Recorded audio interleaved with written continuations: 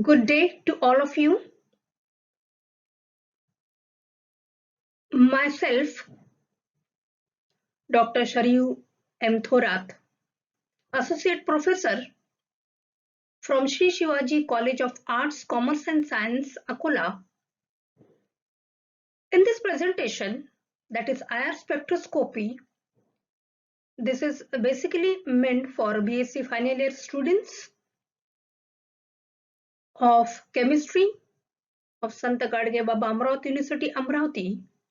In this presentation, we are going to see some of the fundamental concepts of IR spectroscopy. So let us begin. Introduction of IR spectroscopy. Infrared spectroscopy is an important analytical technique for determining the structure of both inorganic and organic compounds.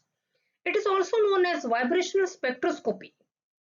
Now, IR radiations lies in the wavelength range of 0.7 to 400 micrometers. So if you see the electromagnetic spectrum, in the electromagnetic spectrum, the various electromagnetic energies are arranged in order of their wavelengths. So this IR radiation or ion spectrum lies in the wavelength range of 0.7 to 400 micrometers. Remember, wavelength can be expressed in terms of different units. IR spectroscopy is based upon selective absorption of IR radiations by the molecule, which induces vibration of the molecules of the compound. So on absorbing electromagnetic radiation from IR region, or if the molecule absorbs IR radiation, that will induce vibrations in the molecules of the compound. Now the IR instruments are of two types. That is dispersive instruments, which are the spectrophotometers, and Fourier transform IR instrument. The radiation sources used in this instrument are incandescent lamp, nurse glower, etc. and the detectors used are thermal and photon detectors. IR spectroscopy provides useful information about the structure of molecule quickly over the other methods. That means you get a first-hand information in a very short time. So when infrared light is passed through a sample of an organic compound, some of the frequencies are absorbed while other frequencies are transmitted through the sample. And if we plot the percent absorbance or transmittance against the frequency, the result is an infrared spectrum. Now see here, you can see in this IR particular spectrum, here they have plotted the wavelength in micrometers against the percent transmission. Here on this axis you can see the wave number. So if we plot the percent absorbance or transmission against the frequency or in wave numbers or in against the wavelength, the result you get is an infrared spectrum. Well, now what is the principle of infrared spectrum? Infrared spectrum is produced by the absorption of energy by the molecule in the infrared region, and the transitions occur between the vibrational levels of a compound. So IR spectroscopy is basically also known as vibrational spectroscopy. Now see, these are the ranges of infrared radiation. Infrared radiation lies between 650 to 4000 centimeter inverse. Now here they have used the wavelength in terms of centimeter inverse. If you record far IR region, then that is lower than 650 centimeter inverse, and near IR higher than 4000 centimeter inverse. So these are the ranges of IR radiation in the electromagnetic spectrum. Now we move towards the condition for IR active diatomic molecules. That means which diatomic molecules are considered to be IR active and which are non-IR active or IR inactive. A vibrational mode will absorb IR radiations only if it is accompanied by change in the dipole moment. So this is the first condition. Now in homonuclear diatomic molecules, the dipole moment does not change during the vibration, and hence these homonuclear diatomic molecules are said to be IR inactive. Our example is H2N2O2Cl2. But if you take the example of heteronuclear diatomic molecules, now here the dipole moment changes during the vibrations, and hence these heteronuclear diatomic molecules are said to be IR active. Example, HCl, NO, CO, HF, HI. So in case of homonuclear diatomic molecules, since the dipole moment does not change during the vibration, these are said to be IR inactive, whereas the heteronuclear diatomic molecules which contain two different atoms are said to be IR active molecules. So the basic condition for IR active molecule is a vibrational mode will absorb IR radiation only if it is accompanied by change in the dipole moment. Now let us discuss the expression for vibrational energy of a diatomic molecule, considering it as a simple harmonic oscillator. So this is the expression for vibrational energy of a diatomic molecule if you are considering the diatomic molecule as a simple harmonic oscillator. Now this is the expression for energy. Consider a diatomic molecule which behaves like a simple harmonic oscillator. So according to the wave mechanics, the vibrational energy in case of this simple harmonic oscillator is given by the equation E is equal to V plus half H into omega, that is oscillation. Now since omega oscillation is equal to C into omega bar, so since according to this relation, we can write the expression for energy as EV is equal to V plus half H. Instead of omega oscillation, we will write C into omega oscillation.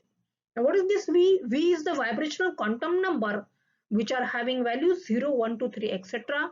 H is the Planck constant and C is the velocity of light in this expression, and omega oscillation is the vibrational frequency of the oscillator in terms of wave number, and the unit is in centimeter inverse. So remember, this is the expression for vibrational energy in case of a simple harmonic oscillator. E is equal to, or EV is equal to V plus half H into omega.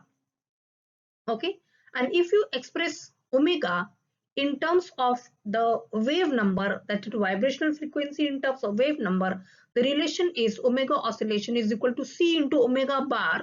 So here instead of omega, you can also express it in terms of vibrational frequency in terms of wave number. So that will be C into omega bar.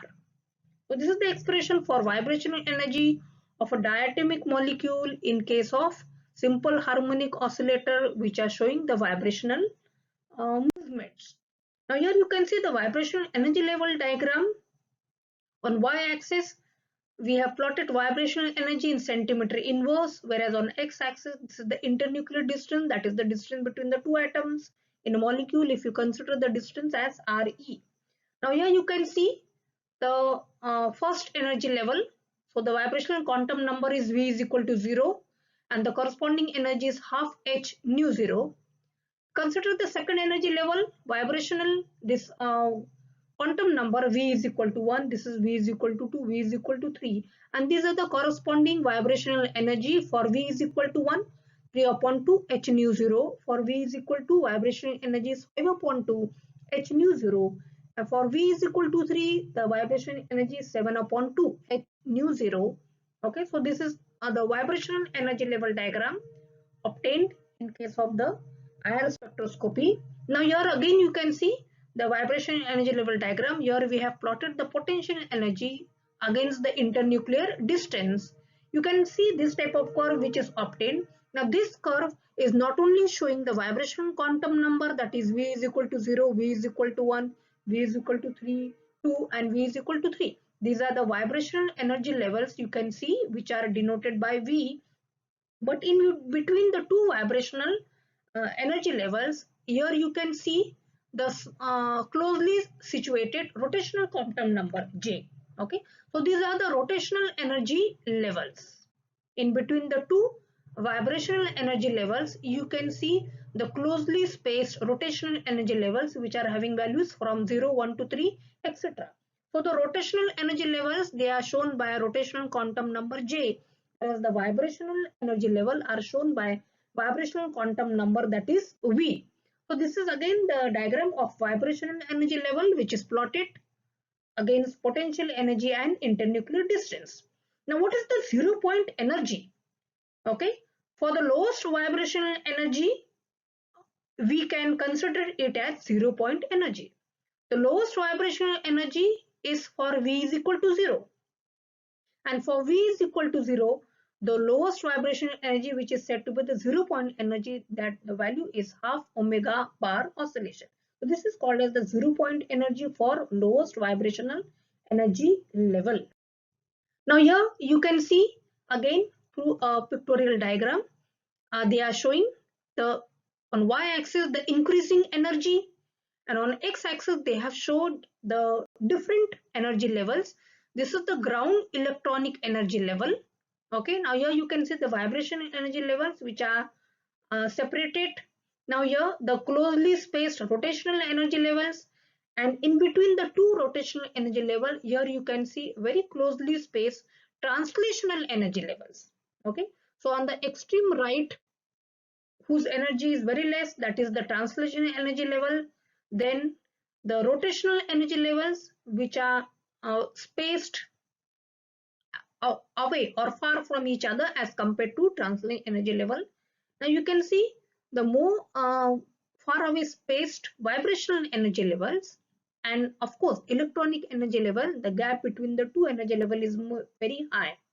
So this is again the diagram showing the difference between the translational spacing between the energy levels of translational energy level, rotational energy level, vibrational and electronic energy level.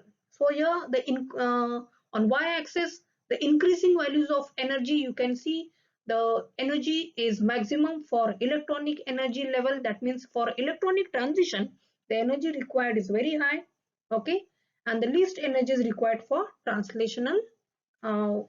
translational movements in case of a molecule. Now the selection rule for vibrational transition is del V is equal to plus minus 1. Okay, so according to the selection rule, the vibrational transitions take place. So this is all about the fundamental introduction to the IR spectrum. In the next lecture, we will continue with the further part of a unit. Okay, this is basically for BSc final year students, and we'll continue in the next lecture the further part of the unit. So thanks for watching.